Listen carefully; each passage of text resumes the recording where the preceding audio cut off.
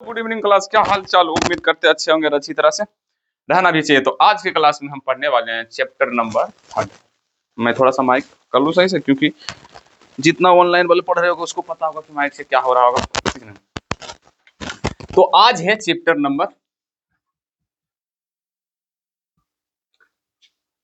जिस चैप्टर का नाम है परिवहन। अगर भारतीय भवन बुक फॉलो करते होगे तो, अगर तुम एनसीईआरटी बुक फॉलो करते होगे, एनसीईआरटी बुक, तो ये चैप्टर नंबर क्या है भैया?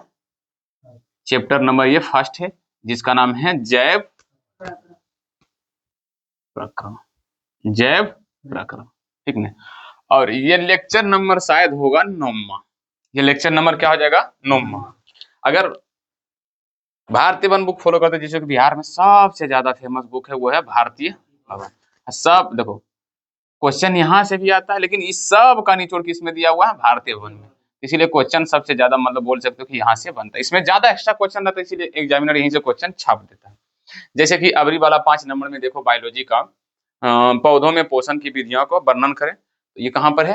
भारतीय वन के, तुमको बुक में मिल जाएगा, समझ में? 5 नंबर वाला में, ठीक है। और ये लेक्चर नंबर कौन है भैया? भैया लेक्चर नंबर है पहला। किस चैप्टर का? तीसरा चैप्टर का पहला लेक्चर। अगर एनसीईआरटी बुक फॉलो करोगे तो 9वां लेक्चर इसका हो जाएगा, ठीक है। कोई बुक फॉलो करो, उससे कोई दिक्कत नहीं, लेकिन फिलहाल के लिए टॉपिक जो हम डालेंगे वो क्या पढ़ेंगे भैया? परिवहन। जो मोस्ट इंपोर्टेंट टॉपिक है उसका बस उस पर चर्चा हम करेंगे, डिबेट करेंगे, परिवहन। मैं ये सब मिटा देता हूँ, तुम सब अपने अपने छोटे छोटे नन्हे हाथों से सबके कॉपी में लिख लेना भैया। चैप्टर स्टार्ट होने वाला परिवहन, ठीक है। पिछली क्लास में हमने पढ़ा था क्या? शोषण। शोषण दो वीडियो में क्या हो चुका है? खत्म। वायवीय शोषण, शोषण 2 प्रकार का होता है, वायवीय शोषण और अवायवीय शोषण। उसका नोट्स भी मतलब टेलीग्राम पे अपलोड कर दिया गया है। अगर नोट्स चाहिए तो टेलीग्राम पे जाओ, अपना प्राप्त करो। क्लियर? और इसका जो होगा, जो आज पढ़ा रहे हैं इस क्लास का नोट्स, जब ये चैप्टर खत्म होगा तो लास्ट में इसका पीडीएफ, इसको भी हम क्या करेंगे? डाल देंगे। और याद रखना, खुद से पीडीएफ बनाते हैं, मतलब अपनी भाषा में पीडीएफ बनाते हैं, उससे कोई तुमसे वो दिक्कत लेने की जरूरत नहीं। तो हेडिंग डालना परिवहन, डालना भैया। तो देखो, अभी तक हम पढ़े पोषण और शोषण। एगो शोषण ऐसे भी लिखाता है, जो ऐसे भी, ठीक ना? शोषण, ठीक ना? ये शोषण दोनों क्या है? एक ही है, ठीक ना? तो पोषण पढ़े थे, शोषण पढ़े थे। पोषण में क्या हुआ था? भोजन का हम सबका पाचन हुआ। अब पाचन बन के किस रूप में आया था? तो C6H12O6 के रूप में, ग्लूकोज के रूप में। क्लियर? अच्छा, ये कार्बोहाइड्रेट बना था, प्रोटीन किस में बदला था? अमीनो अम्ल में। बसा किस में बदला था? बसा अम्ल। एक काम करो ना, चलो तुम सब उस पे चल जाओ, सामने देखकर पढ़ाएंगे, कैमरा भी लगेगा, तुम सभी आराम से, आवाज नहीं करो, ज्यादा शोर मत करो। उसको या तो खोल दो पूरा, या तो अति कर दो, लगा दो। अगर ज्यादा गर्मी लग रहा, दिक्कत लग रहा तो लगा दो उसको, खोल दो भले। 1 मिनट रुक जाओ। तो हम पढ़े थे कार्बोहाइड्रेट किस में बदल जाता? ग्लूकोज। प्रोटीन एमिनो अम्ल में, बसा अम्ल में। तो अम्ल वाला जो होता है वो तो डायरेक्टली काम करता है, लेकिन ये ग्लूकोज से हमें क्या निकालना भैया? ऊर्जा। क्योंकि इसे ही कहा जाता है मतलब जीवों का ईंधन। जीवों का ईंधन किसे कहा जाता है? ग्लूकोज को। और ग्लूकोज को तोड़ने के लिए हमें श्वास लेना है, और श्वास के रूप में क्या लेते हैं? ऑक्सीजन। ग्लूकोज और ऑक्सीजन जब आपस में मिलता है, टूटता है ग्लूकोज, तो किसमें बदलता है? ऊर्जा में। बहुत अधिक मात्रा ऊर्जा में, प्लस में कार्बन डाइऑक्साइड बनता है और ऊष्मा बनता है, और बहुत कम मात्रा में जल भी बनता है। बहुत कम मात्रा में जल भी बनता है, लेकिन सबसे ज्यादा क्या बनता है? उष्मा। जल को हम नहीं देते, इतने रहने देते, ठीक है ना? समझ में आया क्या? अब क्वेश्चन था कि पोषण शोषण में हम ये पूरा प्रोसेस पढ़े थे। अब बताओ तुम ही सब, ये मान लो कोई इंसान है, ये इसका क्या है? पाचन तंत्र। तो जस्ट इमेजिन करो कि इसका यहाँ पे सबसे भाग नीचला वाला भाग जो है, जिसको बोलते हैं इलियम। क्या बोलते हैं? इलियम। इलियम में भोजन का पाचन भी होता है और अवशोषण भी होता है। तो यहाँ पर बिलाई नाम का एक कोशिका रहता, अगर याद हो तुम सबको तो। कौन? बिलाई। बिलाई नाम का कोशिका होता है, जो क्या करता था? यहाँ पर से ग्लूकोज को क्या करता था? अवशोषित करता है। अमीनो अम्ल को अवशोषित कर लेता का, और बसा अम्ल को अवशोषित कर लेता है। विटामिन को क्या कर लेता? अवशोषित। तो अवशोषित तो यहाँ पे हो रहा है, लेकिन उस ऊर्जा को कहाँ काम है, तो जहां पर जैसे मान लो हम अभी जवान से बोल लबर लबर बोले हमें ऐसे हाथ हिला रहे हैं, ऐसे ऐसे मान लो ऐसे ऐसे हाथ हिला रहे हैं, तो सबसे बेसी काम मेरा हाथ कर रहा है। तो अभी ऊर्जा की जरूरत कहाँ है, हाथ को, हमारे किसके, हाथ को। अब मतलब ग्लूकोज यहाँ पे है, अब यहाँ से पहुंचना, मान लो अभी जैसे जवान से हम बोले तो सबसे बेसी ऊर्जा कहाँ, मुंह पर। तो अभी हमारा ग्लूकोज यहाँ पर है, लेकिन कहाँ पर चाहिए, यहाँ पे। और याद रखना श्वसन की क्रिया कहाँ पर होता है, तो याद रखना कोशिका के अंदर में ही होता है, माइटोकॉन्ड्रिया करता है। ग्लूकोज को तोड़कर मतलब ऑक्सीजन की मदद से ग्लूकोज का तोड़ना ऑक्सीकरण कहलाता है, पढ़ाए थे कल के क्लास में। तो ऑक्सीकरण जो होता है करके ऊर्जा कहाँ पे निकलता है, तो कोशिका के अंदर यानी कि माइटोकॉन्ड्रिया में, बताए थे माइटोकॉन्ड्रिया में ही होता है, ठीक है। तो ग्लूकोज यहाँ से कहाँ तक पहुंचेगा, मुंह तक। अब क्वेश्चन है कि यहाँ से यहाँ तक इसको पहुंचाता कौन है, ठीक है। ठीक है भैया, ये ग्लूकोज चल गया, ये मुंह भी बहुत सारे कोशिका ग्लूकोज यहाँ तक पहुंच गया। सांस भी ले लिया, तो सांस लेकर बगलवा में यहाँ पर रहता फेफड़ा, क्या था, फेफड़ा, क्या था, फेफड़ा, जो सांस लेकर लेता है। तो ऑक्सीजन यहाँ पर है, यहाँ से इसको यहाँ तक कौन ले जाता है, तो भैया ये भी क्वेश्चन है, क्लियर। प्लस में जब यहाँ पे जाता है तो सपोज करो ग्लूकोज भी वहां पहुंच गया, ऑक्सीजन भी वहां पहुंच गया। यहाँ पर कोशिका है, कोशिका माइटोकॉन्ड्रिया से क्रेब्स साइकिल चलाकर ग्लूकोज को तोड़ेगा, ऊर्जा बनेगा। तो ऊर्जा तो हमारे शरीर को चाहिए तो कोशिका रख लेगा, लेकिन ये CO2 हमारे शरीर के लिए क्या है, खराब पदार्थ। अब यहाँ से निकलकर इसे फेफड़ा तक कौन लेकर आता, तो बोलेगा सर जी ये तो काम बताए थे कल, हीमोग्लोबिन बोले थे कि सर जी ऑक्सीजन को यहाँ से यहाँ तक पहुंचाने का काम किसका है, हीमोग्लोबिन। लेकिन हीमोग्लोबिन किसमें मिलकर जाता, तो याद रखना ब्लड में, किसमें, ब्लड बोले तो खून में। मतलब जितना भी यहाँ से यहाँ तक सब पहुंचाने की क्रिया है और खराब पदार्थ को बाहर निकालने की क्रिया है, उसी को हम क्या बोलेंगे भैया, परिवहन। परिवहन क्या बोलेंगे, परिवहन। समझ में आ रखने। जैसे मान लो यहाँ पर है इलियम, इलियम में यहाँ पर क्या था, ग्लूकोज, ग्लूकोज के यहाँ से यहाँ तक पहुंचाना, ऑक्सीजन को फेफड़ा से जहां काम, जहां जरूरत हो, अभी हाथ हिला रहे तो हाथ भी जरूरत है, तो यहाँ हमारे इलियम से ग्लूकोज के लेकर कहाँ तक, हाथ तक पहुंचाना, और फेफड़ा से ऑक्सीजन को लेकर हाथ तक पहुंचाना। समझ में आया कि नहीं। तो यही क्रिया को क्या बोलते हैं, परिवहन। लेकिन ये शुद्ध पदार्थ का सिर्फ परिवहन हो रहा है, अशुद्ध क्या हमारे शरीर के अंदर में रहता है, आंसर है नहीं, आंसर है नहीं। जैसे कि हमारे शरीर से पसीना का निकालना, ये क्या है, खराब पदार्थ। हमारे शरीर से क्या निकालना, पसीना का निकालना, पेशाब का निकालना, मूत्र जिसको बोलते हैं, मूत्र का निकालना, मल का निकालना, मल का बाहर निकालना, ये सब क्या है, अवशिष्ट पदार्थ है। तो ये भी बाहर निकालना क्या कहलाता, परिवहन। जरूरत नहीं भैया कि खाली शुद्ध पदार्थ को पूरे शरीर तक फैलाना, और अवशिष्ट पदार्थ को भी बाहर निकालना क्या कहलाता, परिवहन। तो मैं क्या परिवहन का परिभाषा लिख सकता हूँ, परिवहन। देखो हमारे शरीर में, हमारे शरीर में शुद्ध पदार्थों जैसे कि तुम यहाँ लिख देगा ग्लूकोज C6H12O6, और चाहो तो लिख सकते हो अमीनो अम्ल, अमीनो अम्ल, बस अम्ल ब्रैकेट में करके बंद कर देते हैं, तुम लिख लेना अपना कॉपी में। हमारे शरीर में शुद्ध पदार्थ जहां पाए जाने वाले शुद्ध, हमारे शरीर में पाए जाने वाले शुद्ध पदार्थ, ये हमारे शरीर में शुद्ध पदार्थ को कोशिकाओं तक पहुंचाना, कोशिकाओं तक पहुंचाना, और अवशिष्ट पदार्थ को शरीर से बाहर निकालना। अवशिष्ट की जगह लिख सकता है खराब पदार्थ। अब शिष्ट पदार्थ को जरूरत अंग तक पहुंचाना, जरूरत अंग तक पहुंचाने की क्रिया या घटना को, क्रिया को परिवहन कहते हैं, परिवहन। अब बोलेगा सर जी शुद्ध पदार्थ को कोशिका तक पहुंचाना, ये ठीक था, लेकिन यहाँ पर आप लिखें अवशिष्ट पदार्थ बोले तो खराब पदार्थ। तुम चाहो तो लिख सकते हो खराब पदार्थ। खराब पदार्थ कौन कौन हो सकता है भैया, अवशिष्ट पदार्थ के रूप में कौन कौन हो सकता है, अवशिष्ट पदार्थ भैया याद रखना, अमोनिया, क्या है, अमोनिया, यूरिया, ये सब क्या है, अवशिष्ट पदार्थ। नमक, नमक हम सब जब ज्यादा कर, अरे भैया जितना नमक शरीर को चाहिए उतना ही ना। मान लो तुम्हारा शरीर नमक खोज रहा है 1 ग्राम और तुम खा लेते हो 5 ग्राम, तो 1 ग्राम तो चाहिए, 4 ग्राम को क्या करना, बाहर निकालना, क्योंकि वो हमारे लिए क्या एक्स्ट्रा हो गया, खराब हो गया, तो इसीलिए उसको बाहर भी निकालना। तो ये सब क्या है, अवशिष्ट पदार्थ। अब बोलेगा तो इसको बाहर निकालना नहीं, कहां तक पहुंचाना, जरूरत। मतलब समझे, हमारे शरीर में जिस तरह से सांस लेने के लिए एक अंग क्या है, फेफड़ा, उसी तरह से हमारे शरीर से खराब पदार्थ निकालने के लिए स्पेशल अंग बनाया गया है, समझा। जैसे कि किडनी, किडनी क्या करता है, खराब पदार्थ को छान छान के बाहर निकालता है। तुम सब सोचना होगा कि किडनी अगर नहीं रहेगा तो आदमी जीता नहीं रहेगा।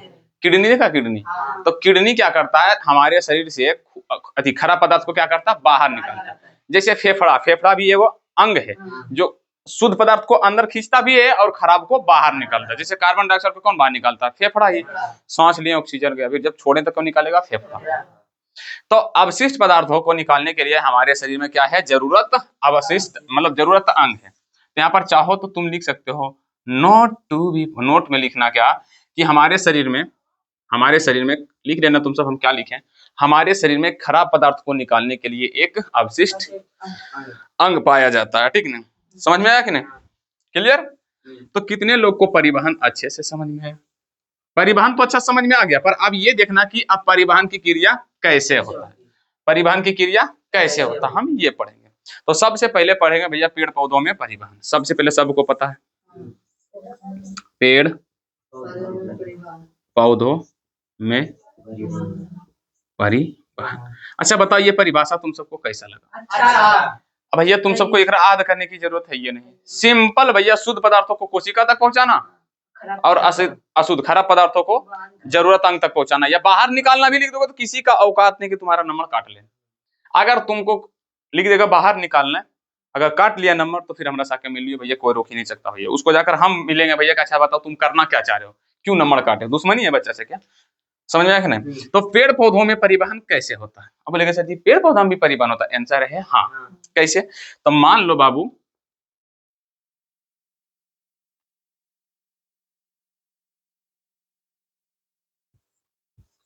ये इसका क्या है, जड़, ये क्या है, जड़। और ये मान लो पेड़ है, जिसे ऐसे के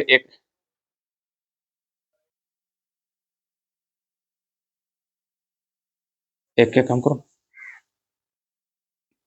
मान लो यहाँ तक है, यहाँ पर से बहुत सारे ठानी ऐसे करके निकला हुआ, और यहाँ पर एक प्यारा सा इसमें एक पत्ता लगा हुआ।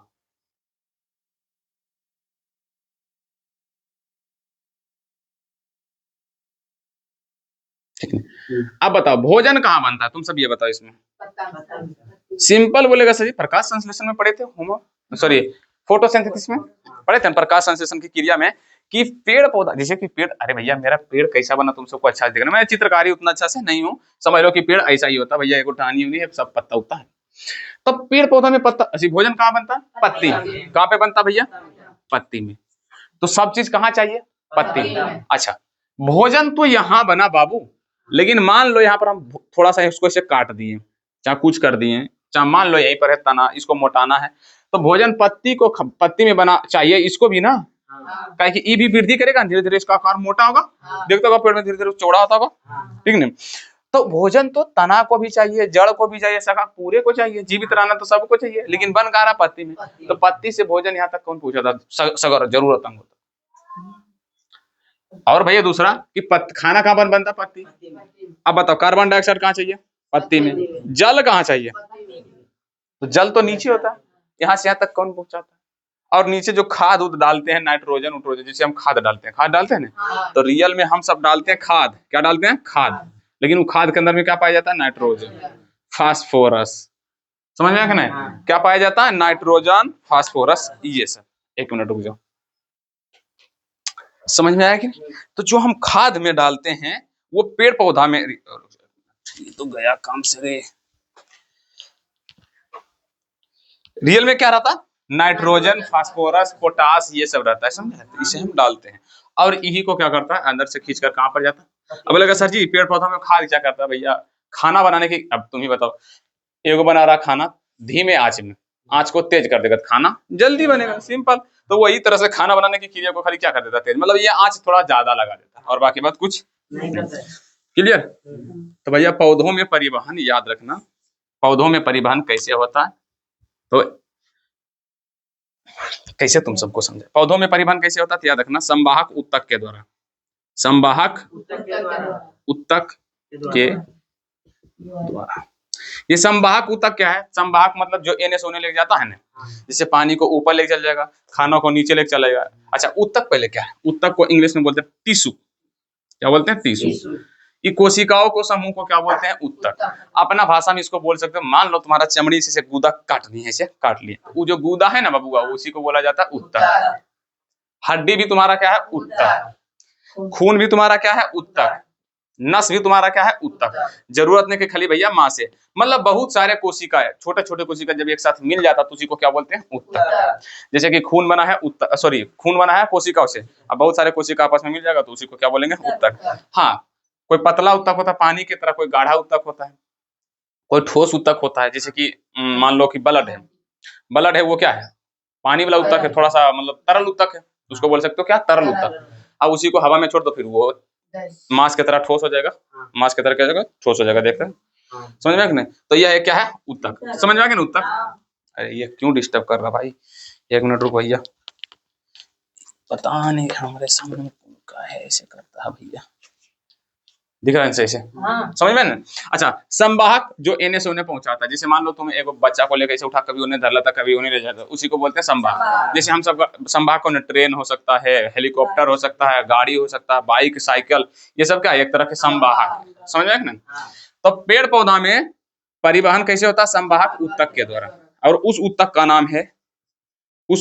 नाम है जाइलम और फ्लोएम। फिर से नाम बोलो, जाइलम और फ्लोएम। यानी कि पेड़ पौधा में 2 ऊतक पाया जाता है, एक होता है जाइलम, एक होता है फ्लोएम। कितने ऊतक? 2 ऊतक। एक होता है जाइलम, एक होता है फ्लोएम। और ये दोनों कौन सा ऊतक है भैया? याद रखना, संवाहक ऊतक। पूछेगा जाइलम क्या है भैया? जाइलम, तो याद रखना यह एक संवाहक ऊतक है, यह एक संवाहक ऊतक। फ्लोएम के पूछेगा तो फ्लोएम के भी बारे में यही लिखना बाबू कि यह भी एक संवाहक ऊतक। फ्लोएम है बोलना है। जाइलम और फ्लोएम क्या है? एक संवाहक ऊतक, जो पेड़ पौधों में क्या करता है? जल तथा खनिज का परिवहन करता है। समझ में आया कि नहीं? तो इसको मिटा दे, इसको मिटा है। पेड़ पौधा में परिवहन कैसे होता है? ऊतक के द्वारा। कौन ऊतक? संवाहक ऊतक। उस ऊतक का नाम क्या है? जाइलम और फ्लोएम। फिर से, पेड़ पौधों में परिवहन कैसे होता? संवाहक ऊतक के द्वारा। उस ऊतक का नाम क्या है? जाइलम और फ्लोएम। थोड़ा सा आप जाइलम और फ्लोएम के बारे में पढ़ लेते हैं, इस सबको मिटा देते हैं। परिवहन क्या है? तो शुद्ध और अशुद्ध पदार्थों का हमारे शरीर में जरूरत अंगों तक पहुंचाना। तो ऐसे भी लिख सकते हो, वो तुम्हारा मर्जी, जैसे लिखना है लिख सकते हो। जरूरत अंगों तक लेकिन पहुंचाना क्या कहलाता? शुद्ध को कोशिका तक पहुंचाएगा, अशुद्ध को फेफड़ा तक, किडनी तक, जहां मन होगा। ठीक है? तो पहले नंबर हम पढ़ेंगे किसके बारे में भैया? लिख देगा, यह एक संवाहक ऊतक, जो इसी में लिख देना, यह एक संवाहक ऊतक है, जो क्या काम करता है? तो भैया इन नीचे में जड़िया से ऐसे करके खींचकर पानिया को और खनिज को, याद रखना, जल तथा खनिज को पत्ती तक क्या करता है? पहुंचाता है। समझ में आया? हाँ। जो जल तथा खनिज को, जल तथा खनिज का परिवहन करता है, परिवहन करता, चाहे संवाहन करता, संवाहक करता मतलब यहाँ से वहां तक परिवहन करता। मतलब बाबू ये जो है ना पेड़वा, सॉरी, ये मान लो, अबे यार, ये मान लो कोई पेड़ है, नीचे क्या है भैया? जड़। क्या है? जड़। अब भैया याद रखना, जाइलम ऊतक जो है वो कहाँ पर पाया जाता? तो केंद्र में। जैसे कि मान लो ये जो है ना, मान लो इसका तना है, शाखा, तना ही मतलब तना है, तना को किसमें? केंद्र में, मतलब बीचों बीच पाया जाता है इसे, जाइलम और फ्लोएम दोनों। और मान लो ये जड़ है तो जड़ के भी बीच में पाया जाएगा। जैसे मान लो पतरा सा, वो क्या है? जड़ है। मान लो ये पतरा सा क्या है? जड़ है।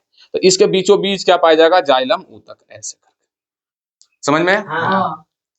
ये जाइलम ऊतक धीरे धीरे धीरे धीरे पानी को ऊपर लेकर जाता है और पत्ती को जाकर दे देता है। मान लो यहाँ पर क्या लगा हुआ है, पत्ती।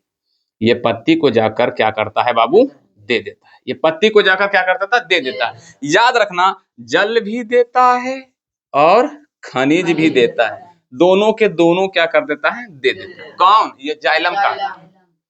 समझ में आया? अब आंसर है भैया कैसे देता है, कैसे देता। तो भैया तुम सब कभी दीपावली में देखो, दीपावली देखो, हाँ? ये ऐसे करके रहता दिया, ऐसे रहता। अब यहाँ पर ऐसे करके रहता, ठीक नहीं। और दिया में डाल दिया जाता तेल, कोई भी तेल डाल सकते हो, फैट वाला चीज, जैसे या तो करुआ तेल, या तो केरोसिन तेल, या तो डीजल भी डाल सकते हो, या तो तुम घी डाल दो। करते तो भैया फैशन माजी होते, इसमें क्या डाल देता, मान लो घी, इसमें घी डाल देता। और उसमें एक डाल दिया जाता ऐसे करके रुई वाला बत्ती, तुम सब देखा होगा, रुई, जो रुई ना था, रुई वाला डाल देता बत्ती, और रुई को जला देता है। रुई नहीं जलता, लेकिन पूरा घी क्या आ जाता, सोख जाता है। तो जिस तरह से रुई क्या करता है, धीरे धीरे सोख सोख के देता है ना ताकि जले, उसी तरह से वही रुई के तरह बीच में लगा हुआ था कौन, जाइलम उत्तक, जो पानी को क्या करता है, ऊपर खींचता है। अच्छा, अगर आग बुता दे तो क्या घी सूख जाएगा, नहीं सूखेगा। तो मतलब पत्ती खाना अगर बनाना बंद कर दे तो क्या जाइलम पानी ऊपर लेके जाएगा, नहीं। समझ में आया कि नहीं? तो याद रखना, जाइलम जो होता है वो जिस तरह से दिया में रुई क्या करता, घी को खींचकर जला देता है या तेल को जलाता है, उसी तरह रुई के तरह ये क्या करता, ऊपर की ओर इसे लेकर जाता है। और ऊपर में पत्ता है भैया, ऊपर में क्या है, पत्ता, जो क्या करता था, भोजन बनाता है। ठीक ना। जाइलम एक संवाहक ऊतक है जो जल का परिवहन करता है, खनिज का परिवहन। इसकी कोशिका मृत होती है, याद रखना, इसकी कोशिका मृत होती है, मृत होती है। ठीक है। दूसरा भैया फ्लोएम, किसके बारे में पढ़ेंगे, फ्लोएम। फ्लोएम, इसकी भी कोशिका क्या, यह भैया क्या है, संवाहक ऊतक है। ले देना, यह एक संवाहक ऊतक जो भोजन का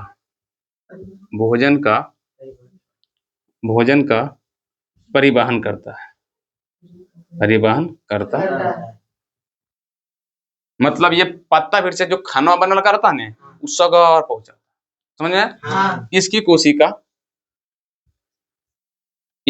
मृत नहीं होती है, इसकी कोशिका मृत नहीं होती।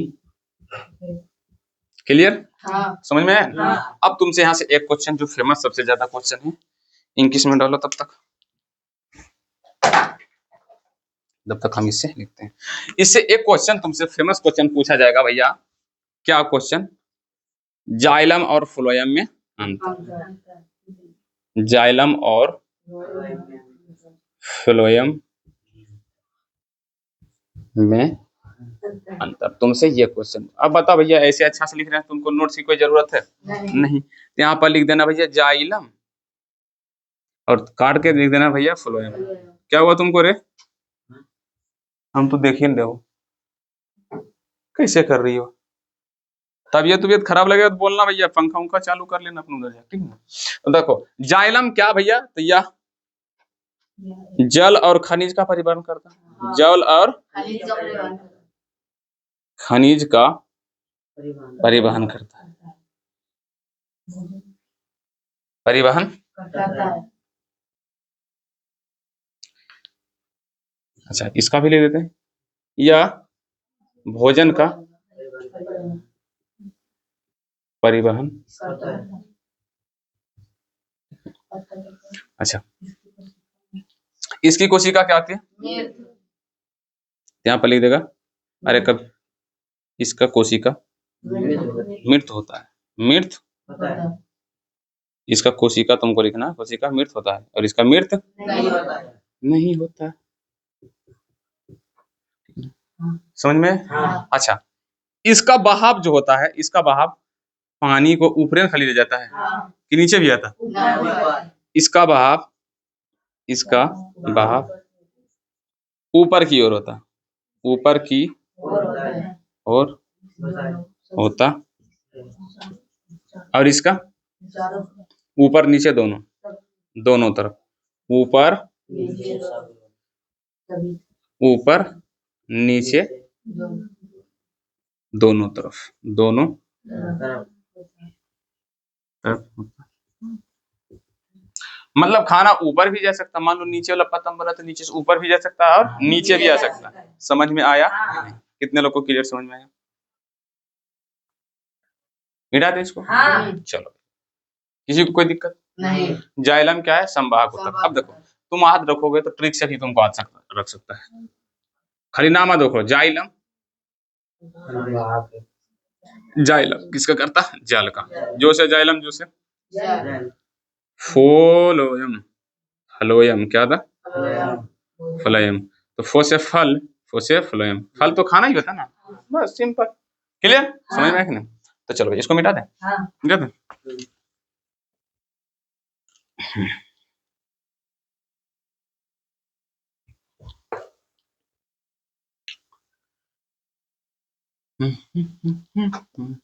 देख भैया, हम क्या बोले थे? परिवहन क्या होता है? फिर से बता, दिलाओ तो थोड़ा सा। परिवहन शुद्ध और अशुद्ध पदार्थों को, शुद्ध को कोशिका तक पहुंचाना, अशुद्ध को बाहर निकालना, क्या कहला था? परिवहन। अब ये हम क्या पढ़े थे? पेड़ पौधों में परिवहन, यही ना पढ़ रहे थे छोटू? अच्छा, पेड़ पौधों में अभी पढ़ा कि भैया खाना सभी तक पहुंचाना और जल को ऊपर पहुंचाना। ओकरो में खराब पदार्थ बनता है कि नहीं? अभी क्या खराब पदार्थ बाहर निकाले? आंसर है नहीं। अभी तो हम सिर्फ अच्छा पदार्थ को एने से ओने तक क्या किए हैं? पहुंचाए। भैया फ्लोएम था तो सगर पहुंचाए, जल था तो ऊपर पहुंचाए। खराब पदार्थ को निकाले कहाँ? अभी तक निकाले हैं नहीं। जैसे कि तुम सबको पता होगा प्रकाश संश्लेषण में भैया CO2 और H2O और क्लोरोफिल की सहायता से और सूर्य के प्रकाश की सहायता से क्या बनाता है? ग्लूकोज। याद है? प्लस में और क्या बनाता है? H2, और क्या बनाता है? ऑक्सीजन।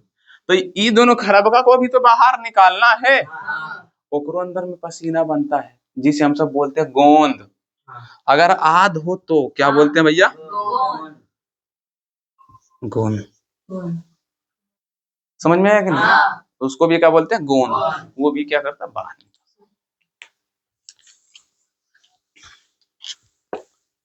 हालांकि बाहर नहीं निकालना, जरूरत अंग तक पहुंचाना है। थोड़ा सा ये चीज पर भी ध्यान, जो परिभाषा है उसको बढ़िया से याद रखना। अभी कोई दिक्कत नहीं, अगला चैप्टर पढ़ेंगे तो फिर पता चलेगा बाहर कैसे निकलता है। जैसे कि हम सब कार्बन डाइऑक्साइड को बाहर निकालते हैं, कौन निकालता है? फेफड़ा। कैसे निकालता है? किडनी, किडनी कैसे खून को सफा करता है? अगले लेक्चर में। ये सब भी उत्सर्जन कैसे करता है, क्या करेंगे अगले लेक्चर में। क्या हुआ? अरे कस के बोलो ने, ये वाला रे रिफ्लेक्शन, ये कहां से आ रहा है? ठीक है, चलो भैया, तो अब आगे क्लास करें, कंटिन्यू। तो भैया देखो, एक जो पेड़ होता है, ध्यान से देखना, एक जो पेड़ होता है, मान लो एक दिन में अगर वो 100 लीटर जल को क्या किया? खींचा जमीन से। मान लो एक बहुत बड़ा विशाल बरगद का क्या है? पेड़ है। वो 100 लीटर पानी क्या किया? अपने अंदर में जड़ से क्या किया? अवशोषित किया। तो भैया वो सिर्फ 10% क्या करता है? उपयोग। क्या करता है? उपयोग। मतलब 10 लीटर पानी वो उपयोग करता है, बाकी बाद 90 लीटर उसका क्या जाता है? बर्बाद। क्या जाता?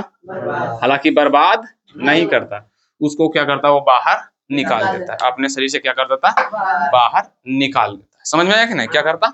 बाहर निकाल देता है। समझ में आया कि नहीं? वो 100 लीटर है तो वो 10 लीटर वो क्या करेगा? उपयोग, और 90 लीटर वो क्या करेगा? बाहर। जैसे कि एक मान लो, तो ये 90 लीटर पानी को बाहर निकालना कहलाता बाष्पो उत्सर्जन। क्या कहलाता? बाष्पो उत्सर्जन। खत्म। क्या कहलाता? बाष्पो उत्सर्जन। क्या कहलाता? बाष्पो उत्सर्जन।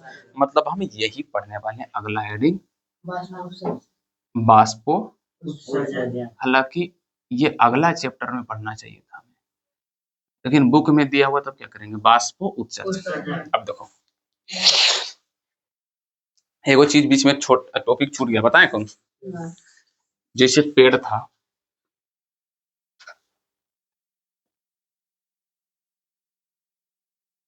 ये जो पेड़ था ना, देखो एकर बीच में रहता जाइलम और फ्लोएम उत्तक, जो एगो पानी पहुंचाता है एगो खाना और जड़ में भी पाया जाता है। लेकिन क्वेश्चन यहाँ से पूछेगा कि भैया जो जमीन से जल को अवशोषित कौन करता है, जल और खनिज को कौन खींचता है, कौन अवशोषित करता है? तो तुम सब बोलेगा सर जी जाइलम, क्या बोलेगा? लेकिन आंसर है नहीं, उसका काम है सिर्फ नीचे से ऊपर तक पानी को पहुंचाना, अवशोषित करना किसी दूसरे का काम है। हल्का सा बता ही देते हैं क्या, तो कौन है भैया? तो ये जो देखा होगा पेड़ पौधा में जड़ के भी बाद होकर बाद थोड़ा सा बहुत पतला पतला, बहुत पतला पतला, बहुत पतला पतला सा एगो मतलब बाल जैसा है ना, बाल की तरफ पतला पाया जाएगा, जिसको बोलेंगे हम सब मूल रोम। क्या बोलते हैं? मूल, ठीक नहीं, यही मूल रोम है जो जल का।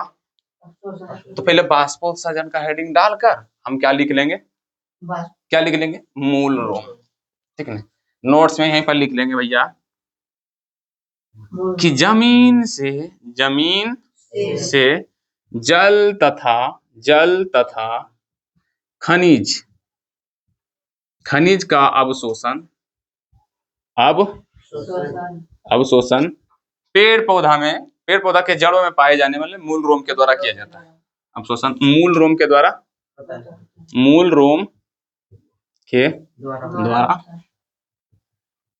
किया जाता। अब बोलेगा जनता कि मूल रोम जो है जल और खनिज को अवशोषण कैसे करता है, पूछेगा मूल रोम जो होता है वो पानी को कैसे खींचता है। तुमसे वो क्वेश्चन पूछे, किशमिश खाया? किशमिश सबका छोआड़ा किशमिश खाया? किशमिश को कभी पानी में फूलने दिया है? दिया है ना? पानी में फूलने देता किशमिश सुबह शाम को देता, सुबह में कैसा आ जाता? फूल के क्या आ जाता? बड़ा। हम थोड़ा सा किशमिश के बारे में पहले समझ लेते हैं। किसके बारे में? किशमिश या छुहाड़ा भी बोल सकते हैं, ये तो काजू या कट, जिसको बादाम भी बोलते हैं, बादाम भी कह सकते हो, सब एक। चाहे बूट सबसे अच्छा उदाहरण है, बूट भी बोलता है। तो किशमिश को जब हम पानी में डालते हैं तो वो क्या आ जाता? फूल जाता। कैसे फूलता? तो बोलेगा सर जी जो पानी वाला पानी है ना, वो पानी धीरे धीरे किसमें समा जाता? किसमें चल जाता? किशमिश वाला आता पानी में? आंसर है नहीं। अब क्वेश्चन है कि भैया किशमिश में पानी कैसे चला जाएगा? तो तुम बोलेगा सर जी ये कौन बात है, उजरी सूखल होता तो पानी चल जाता। लेकिन यही सूखल को पता है साइंस में नहीं बोलेगा किशमिश की सांद्रता ज्यादा है। क्या है? सांद्रता ज्यादा। और पानी की सांद्रता क्या बाबू? कम होता है। क्या होता है? कम। मतलब सांद्रता क्या सची? मतलब गाढ़ा। किशमिश में भी पाया जाता है रस, ओकर रस्सा ज्यादा गाढ़ा होता है, अब पनिया वाला थोड़ा सा कम होता है। इसीलिए पनिया कम सांद्रता से उस सांद्रता की ओर हमेशा गमन करता है पानी, तो आराम से जाकर उसका क्या कर देता है? प्रवेश। तो सेम उसी तरह से मूल रोम का भी सांद्रता क्या होता है? ज्यादा। फिर से बोलते हैं, मूल रोम जो होता है उसका सांद्रता क्या होता है बाबू? ज्यादा। और पानी का क्या होता है? कम, जिसके कारण पानी आसानी से इसमें प्रवेश कर जाता है मूल रोम में। और मूल रोम से कौन खींच लेता है? जाइलम। मूल रोम से कौन खींच लेता है? जाइलम। ऐसे ले लेता है मूल रोम, सटर होता है मूल रोम के बगल में, जिससे जड़ है तो जड़ में वो है जाइलम, खींच के आराम से ऊपर। समझ में आया कि नहीं? चाहे तुम सब बोलेगा यहाँ पर प्रासरण दाब के कारण भी है। क्या? प्रासरण दाब के कारण। मतलब जो मूल रोम होता है उसका प्रासरण दाब क्या था? कम, और पानी का क्या था? ज्यादा। मतलब सब जमीन में ऊपर से पानी देता है, कस के दबा के रखता है, तो भैया किस में चल जाता है? जड़ के अंदर में, मूल रोम के अंदर में। मूल रोम क्या करेगा? खींच के पहुंचा देगा। मूल रोम खींच को किसको देता? जाइलम को, और जाइलम पहुंचा देता डिंडा। तो यहाँ पर पूछेगा जड़ों में जल तथा खनिज का अवशोषण कौन करता है? सॉरी, जल का अवशोषण कौन करता है? तो याद रखना मूल रोम। अच्छा, खनिज का अवशोषण कोई नहीं करता, ये आयन के रूप में अपने खुद चल जाता है, आयन के रूप में प्रवेश करता है। सिर्फ याद रखना खनिज का अवशोषण कैसे होता है? आयन के रूप में। मूल रोम नहीं करता, खुद ब खुद चल जाता। समझ में आया कि नहीं? यहाँ से तुम्हारा ऑब्जेक्टिव भी बन सकता है कि मूल रोम का अवशोषण कैसे होता है। मूल रोम भैया जल का अवशोषण कौन करता है? मूल रोम। कैसे? तो मूल रोम का सांद्रता कम, सॉरी ज्यादा होता है, पानी का कम होता है। ये तो ऐसे भी बोल सकता है कि मूल रोम के प्रासरण दाब कम और जल को परासमान दब क्या था ज्यादा, जैसे करना था। तो हम तो लगता है भैया सांद्रता ठीक रहेगा कि जैसे किसमिसिया फूल जाता ना वो जड़िया फूल जाता, फिर वो किसको देता, जाइलम को। आराम से चल, क्लियर। अभी पानी कहाँ पर पहुंचा, पत्ती पे। किस पर पहुंचा, पत्ती पे। अभी भागना नहीं, सब कंफ्यूजन हम क्या करेंगे तुम सबको दूर करेंगे। अब पत्ती का तो करता है भैया कि 10% जल का यूज करता है और 90% का क्या कर देता, बाहर निकाल देता। क्या निकाल देता, बाहर। तो ये 90% जल को बाहर निकालना ही क्या कहलाता, बाष्पो उत्सर्जन।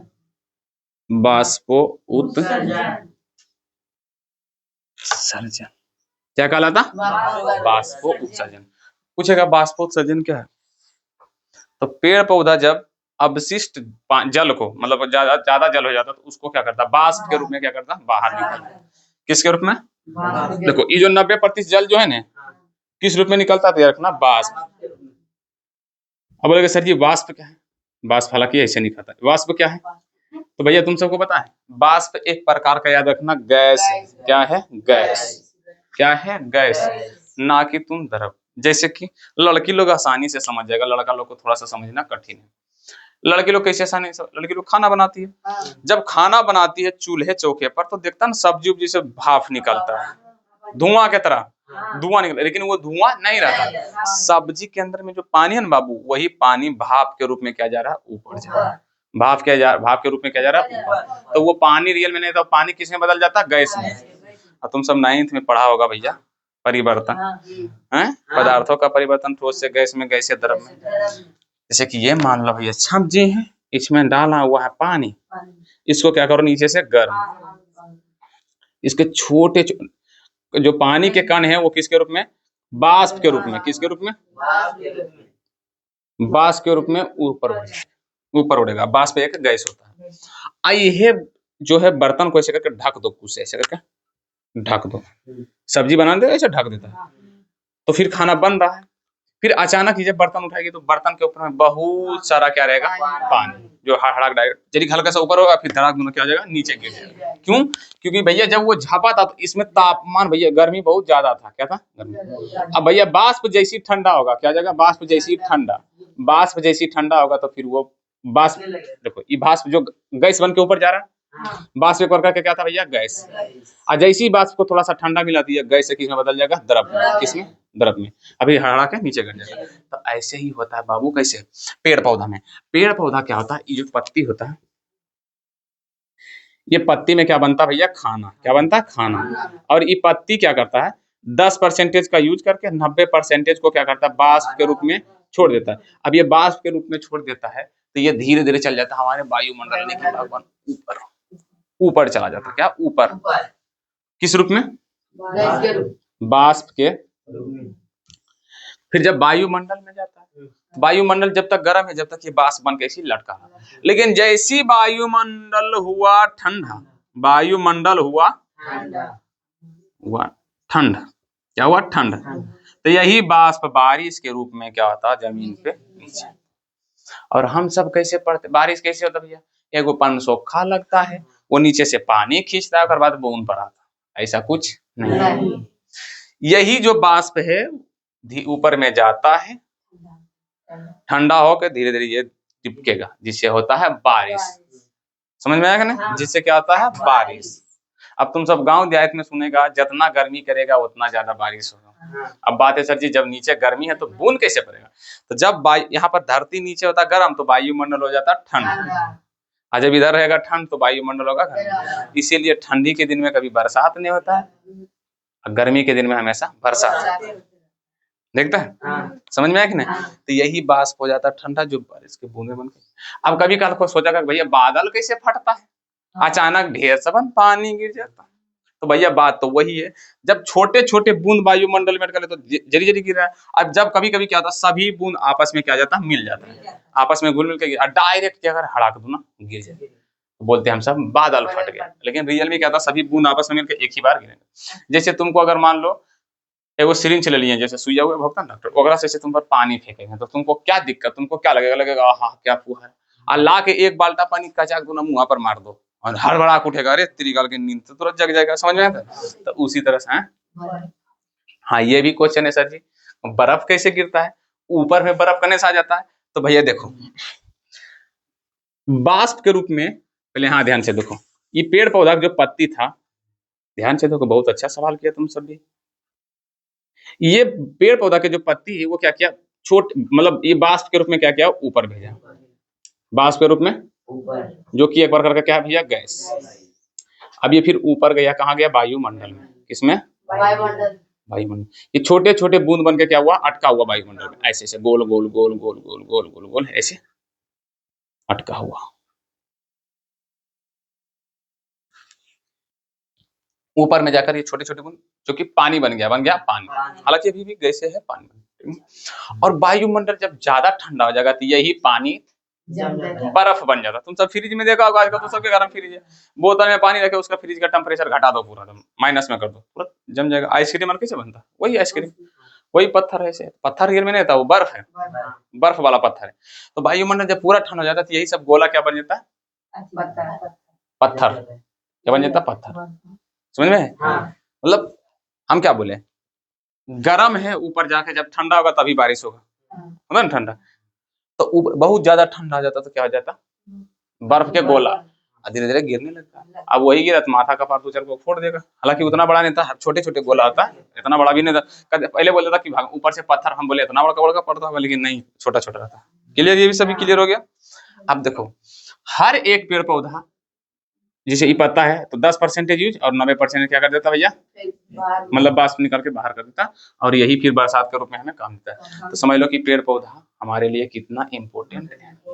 अब बात यह है कि सर जी कि एक मकई का पेड़ तुमसे पूछेगा कितना लीटर बाष्प उत्सर्जन, मतलब कितना, जैसे कि मकई क्या है, मकई का पौधा एक दिन में कितना, 2 से 3 लीटर, कितना, 2 से 3 लीटर पानी को बाष्पीकृत यानी कि बाष्प में के रूप में ऊपर फेंक देता। एक सेब का पौधा, सेब का देखा है, सेब का 10 से कितना, 10 से 20 लीटर पानी क्या करेगा, बाष्प के रूप में ऊपर भी।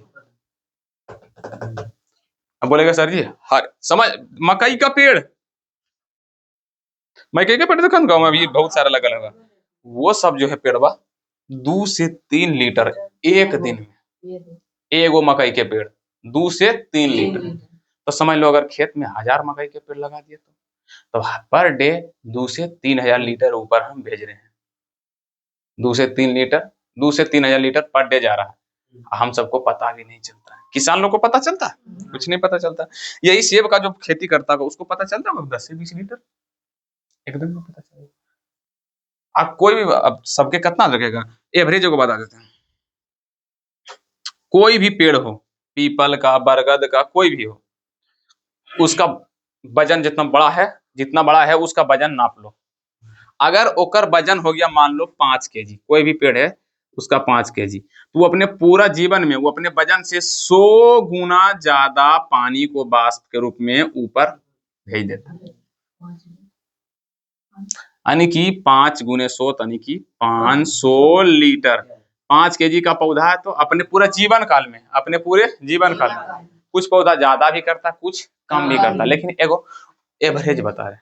क्या बता रहे हैं, एवरेज, कि अपने पूरा जीवन काल में कितना, 100 गुना, अपने वजन से 100 गुना ज्यादा। अब बताओ बरगद के पेड़ का वजन तो 5 केजी नहीं होगा, है? तो वही बढ़ते जाएगा, उसका वजन करते जाएगा, तो मतलब उसका जो हाईएस्ट वजन होगा ना, वो वाला बात कर रहे हैं। छोटा, अब बोलेगा सर जी जो छोटा रहता टुल्लू, बरगद के फिर टुल्लू नियर रहे और उसको लेके जाके नाप लेंगे भैया 1 केजी रहेगा तो मतलब 100 केजी का, तो अरे ले कहीं का। तो बरगद के पेड़ जब बड़ा होता है ना पूरा हाईवी, तब समझ में आया, कितने लोग को समझ में, बाष्प उत्सर्जन समझ में आ गया। ये सब भी नोट्स में लिखा है। और तुमको एगो हेडिंग और पढ़ना पड़ेगा, स्थानांतरण। अब देखो जिस बुद्रु के पास अगर बुक होगा, क्या होगा, बुक, कौन बोला बुक, भारतीय भवन बोला, तो वो खोज रहा होगा सर जी कजा से पढ़ा रहे हैं, कने की कर रहे हैं। तो हम तुम सबको एक ही गो सजेशन देंगे, देखो ये बुक में रहता लिखा उल्टा पुल्टा, कभी एनुकबा बाता अन्य अनुकबा बाता इन, मेरे ऊपर भरोसा रख, आंख मूंद के भरोसा कर। और तुम्हें क्या करना है, जब चैप्टर खत्म हो जाता है तभी पढ़ो। जैसे हम बोलते हैं ना हम बोल ये भी नहीं बोले कि भैया बुक नहीं पढ़ो, बुक हर एक बच्चा को पढ़ना बहुत अच्छा है। जितना तुम ज्यादा बुक पढ़ोगे उतना तुम्हारे पास संस्कार मतलब ज्ञान आएगा, इतना चीज याद रखना है। लेकिन कब बुक पढ़ना है, जैसे कि श्वसन का खत्म हो गया तो हिम्मत है तो जाके पढ़ो। एक को टॉपिक छूटल होगा तो आप बोल देना सर जी एक टॉपिक तो छूट गया। पोषण का पढ़ाई जाके पढ़ के बताइए जरा, एक को टॉपिक छूटा होगा तो आप बता देना। तो जब तक परिवहन का चैप्टर पूरा खत्म ना करेंगे, जब तक बुक को हाथ तक भी नहीं लगाना है। समझ में आया ना? अब पूछेगा यहाँ पर स्थानांतरण, क्या पूछेगा? स्थानांतरण। जैसे कि बोले थे पेड़ पौधों में परिवहन कैसे होता था, याद रखना दो तरह से। कितना? जैसे बोले थे उत्तक के द्वारा बोले थे, लेकिन पेड़ पौधों में परिवहन दो तरह के होता है। कितने परिवहन? एक होता भैया स्थानांतरण, एक होता बाष्पो उत्सर्जन। बाष्पो उत्सर्जन में खराब पदार्थ को निकालना, और स्थानांतरण मतलब अच्छा के जो करना। तो स्थानांतरण मतलब तुम बाष्पो उत्सर्जन तो समझ गया कि पानी को बाष्प के रूप में बाहर निकालना। अच्छा, पेड़ पौधा कैसे निकालता है बाष्प के रूप में? तो वही रंध्र आदि और ओकरे द्वारा ऑक्सीजन को भी क्या करता है? बाहर निकालता है। इसको स्टोमाटा बोलते हैं। रंध्र के द्वारा क्या करता है? वो बाहर निकालता है। अच्छा, स्थानांतरण क्या है भैया? जल और खनिज को जड़ से लेकर ऊपर तक पहुंचाना, और भोजन को सगर मतलब जरूरत अंगों तक पहुंचाना, मतलब सारे पेड़ पौधे के अंगों तक पहुंचाना क्रिया को क्या बोलते हैं? स्थानांतरण। लिख लेगा ना? तो भैया स्थानांतरण भी लिख लेना, और बाष्पो उत्सर्जन, बाष्पो उत्सर्जन भी समझा दीजिए कैसे होता है, ये भी बता दीजिए। क्लियर? तो आज जो है पेड़ पौधों में परिवहन हो चुका है खत्म। कल डायरेक्ट हम पढ़ेंगे, कल की क्लास में हम क्या पढ़ेंगे? डायरेक्ट पढ़ेंगे जंतु में परिवहन, मतलब हम सब में। किसमें? जंतु में परिवहन। जंतु कौन होता? मतलब हम सब मनुष्य, जैसे हमारा होता उसी जानवरों में होता, कुत्ता बिलाई सब में वैसे ही होता। थोड़ा सा अलग अलग रहता है लेकिन कोई दिक्कत। समझ गया? क्या क्या पढ़ा है, किसी को याद है आज? Short notes. क्या? शॉर्ट नोट्स में पहला वर्डिंग क्या था? परिवहन। क्या था? परिवहन। और छोटा सा नोट्स में लिखाए थे, नोट्स में भी लिखाए थे, कुछ लिखाए थे। क्या लिखाया था मुझे याद नहीं। नोट्स में जरूरत अंग के बारे में। दूसरा पढ़े थे पेड़ पौधों में परिवहन। कितने तरीका से होता? दो तरह से। एक होता स्थानांतरण और एक होता बाष्पो उत्सर्जन। ठीक। अब भैया स्थानांतरण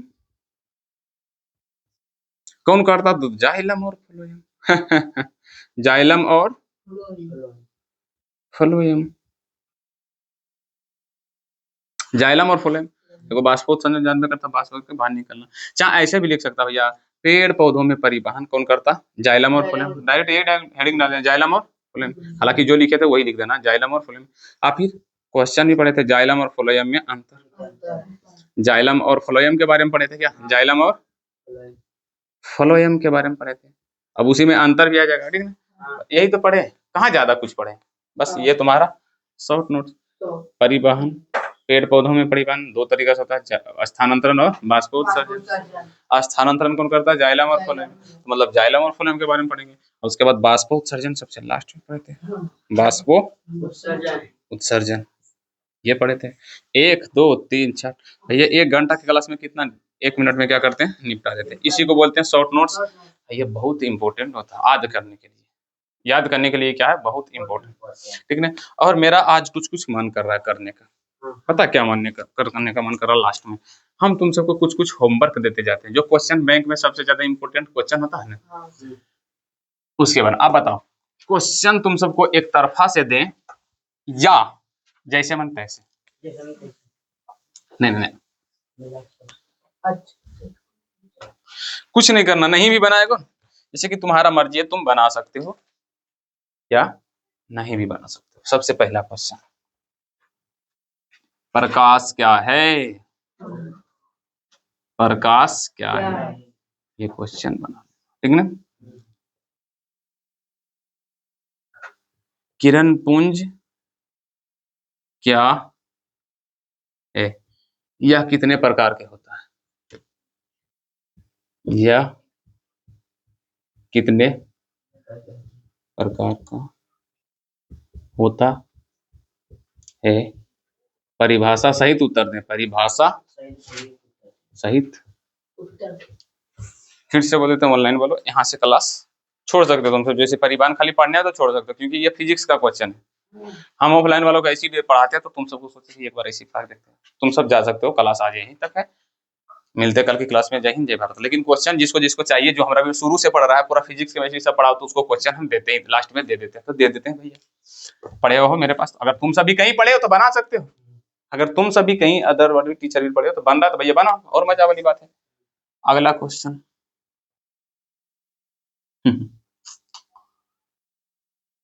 क्या दे?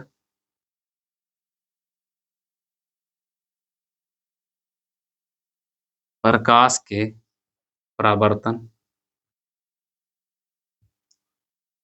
से आप क्या समझते? आप क्या समझते हैं?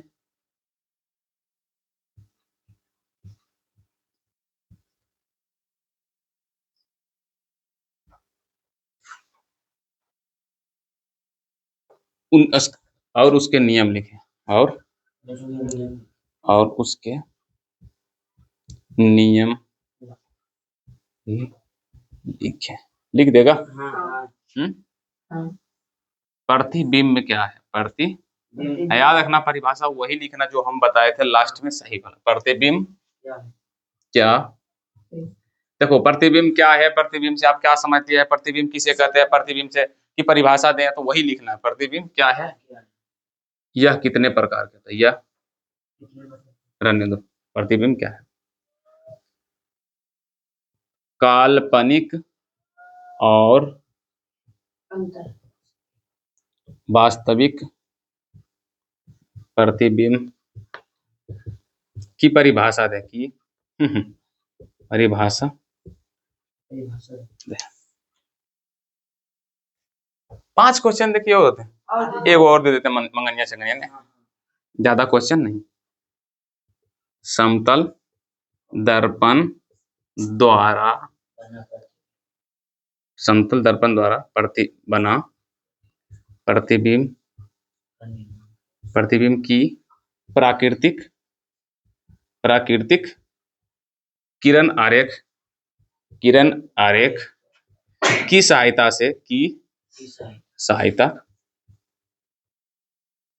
से बताएं। 6 क्वेश्चन देते हैं, समझ में आओ। पढ़ाई को थोड़ा सा और इजी कर दिया जाए। अगर तुम क्लास 10th के विद्यार्थी हो तो भैया तुम्हें कुछ नहीं करना चाहिए। ध्यान से देखो, पहले उठा नोट्स कर लो, ध्यान से पहले देखो। पढ़ाई को क्या कर लिया जाए और इजी। अगर तुम क्लास 10th के स्टूडेंट हो, अगर तुम चाहते हो कि मैं अच्छा खासा नंबर लाऊं, जैसे कि 400 450 प्लस, तो बस तुम्हें कुछ नहीं रूल रखना है भैया। जीवन में उतना सीरियस, मतलब पढ़ाई को इतना बोझ की तरह भी मत लेना है भैया कि आप पढ़ लिख के पूरा मतलब पागल हो जाएंगे, क्या मतलब दुनिया पलट देंगे। ये सब करने की कोई जरूरत नहीं है।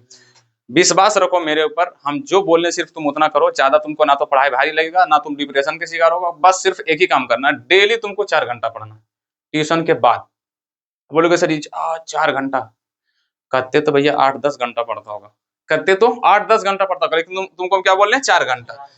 2 घंटा क्या करना भैया, सुबह मतलब दिन में 2 घंटा। अरे भैया तुम सब अभी बच्चा है, अभी समय है क्रिकेट उठ करके खेलना, तुम खेलने जाते हो, तुम मन भर खेलो, पूरा खेलो। 8 से 8 घंटा सो, खेलो कूदो, लेकिन उसमें से अरे 24 घंटा में से 4 घंटा तुम्हारा नहीं निकलेगा। सिर्फ 4 घंटा पढ़ना। 10th में हो तो सिर्फ 2 घंटा दिन में और 2 घंटा रात में, समझे? 2 घंटा दिन में, 2 घंटा रात में। और इसमें भी जैसे कि एक घंटा में क्या करना है, जैसे 2 घंटा है इसको 2 भाग में। जैसे कि सुबह हम क्या पढ़े थे, सामाजिक विज्ञान पढ़ते हैं, तो 2 घंटा में से जैसे कि अभी क्लास सुबह में कर लिए, तो 2 घंटा मेरे पास पढ़ने का है। 1 घंटा पढ़ लेंगे जो सर पढ़ाए सामाजिक विज्ञान में, उसको क्या कर लेंगे, रिवीजन। अब होमवर्क जितना भी होगा कर लेंगे। और रिवीजन तो हम आज तो यहीं करवा देते हैं, 5 मिनट में तुम जाके घर में रिवीजन कर लोगे। मेरे भी अगर मेरे पास पढ़ते हो तो आराम से 5 मिनट में रिवीजन, क्या कि हम सब चीजें यहीं याद करवा देते हैं। तुमको घर में जाकर खाली क्या, जो जैसे कि 6 क्वेश्चन दिए ना, इसको बनाना है। तुमको नहीं बनेगा 1 घंटा में, नहीं बनेगा, आपको इसलिए बनेगा। और बाकी बात 1 घंटा बस कुछ नहीं करना है। 1 घंटा तुमको वो पढ़ना है जो हम पढ़ा चुके हैं पहले। जैसे मैथ्स में 5 चैप्टर पढ़ा दिए हैं। कितना चैप्टर? 5 चैप्टर। स्टार्टिंग से एक एक चैप्टर को डेली तुम बनाओ। 1 घंटा होता खत्म कर दो। 1 घंटा में अगर तुम 50 को ऑब्जेक्टिव बनाए बस बंद। अगर 5 को सब्जेक्टिव बनाया बस बंद। कुछ करना ही नहीं, बस इतनी करो बंद। समझ जाएगा? बस 1 घंटा। फिर शाम को वही करना जैसे कि अभी क्लास हुआ खत्म, जाओगे क्रिकेट उर्केट खेलोगे, शाम को आना है 1 घंटा में ये वाला बनाना है और थोड़ा सा याद कर लेना है, रिवीजन कर लेना है। फिर से बोलते हैं, जो पढ़ाए हैं उसको याद कर लेना है और रिवीजन कर लेना है। हालांकि याद यहीं हो रह जाता, लेकिन फिर भी जरीमन कर लेना। अगर हो गया तुमको कॉन्फिडेंस है कि सर जी हमारा कल पूछेंगे हम बता देंगे, तो कोई बात नहीं, आधे घंटे में तुम निपटा दो। बाकी बात 1.3 घंटा जो बचा उसमें तुमको प्रकाश के परावर्तन के जो हम शुरू से पढ़ाए, अभी जो मतलब साइंस वाला, विज्ञान वाला जो पढ़ाए फिजिक्स में, उसको आराम से जाना, उसका क्वेश्चन आंसर बनाना है, उसका ऑब्जेक्टिव करना है या तो रिवीजन करना है बस।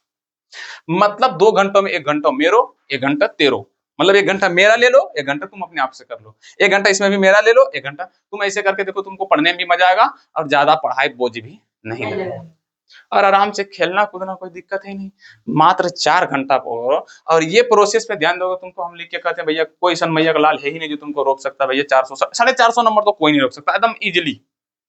लेकिन ये चीज रखना, ये 4 घंटा जब तुम ध्यान दो तो याद रखना कहीं दूसरा जगह ध्यान ना होना चाहिए।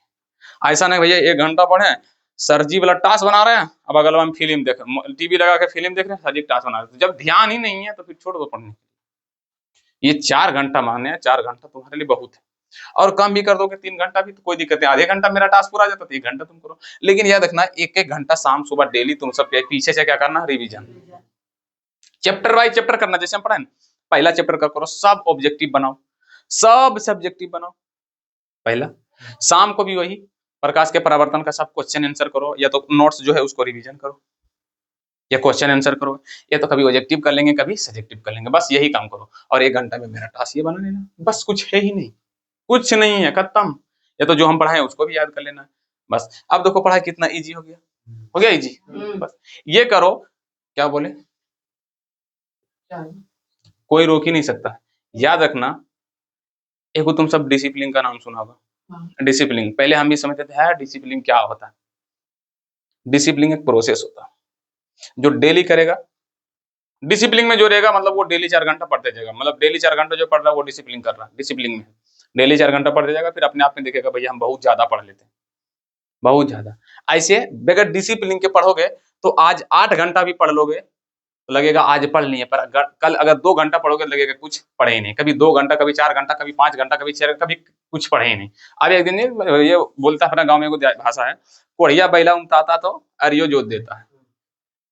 नहीं पढ़ रहा है 10 दिन से, एक दिन मोटिवेशनल वीडियो देखा कनो इंस्टाग्राम या फेसबुक पर, जो पसीने से नहाएगा वो इतिहास बदलेगा, जो पानी से नहाएगा वो लिबाज बदलेगा। वो देख लिया बेचारा, हाँ रे भैया हम अब पसीना से नहाते हैं। बेचारा जाके पूरा पंखा उनका बंद कर दिया रूम वाला, अब पढ़ेल शुरू कर दिया।